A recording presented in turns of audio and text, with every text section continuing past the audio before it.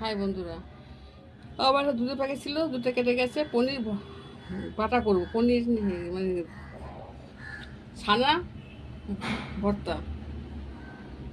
পেঁয়াজ কেটে নিয়েছি, আলু কেটে নিয়েছি, লঙ্কা নিয়েছি, রসুন নিয়েছি, আম নিয়েছি, শুকনো লঙ্কা নিয়েছি। শুকনো লঙ্কা ফোড়ন দিচ্ছি, সর্ষে দিয়ে দিচ্ছি। ফোড়নটা হয়ে গেছে, এগুলো সব দিয়ে দিচ্ছি।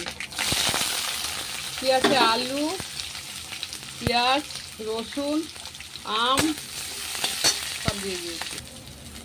এইভাবে নুন দিয়ে দিচ্ছি, একটু চিনি দিয়ে দিচ্ছি।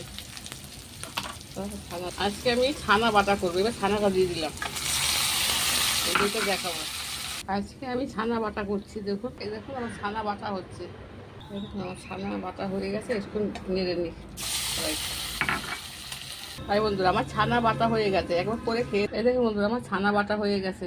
সবই দেখানো আছে, দেখে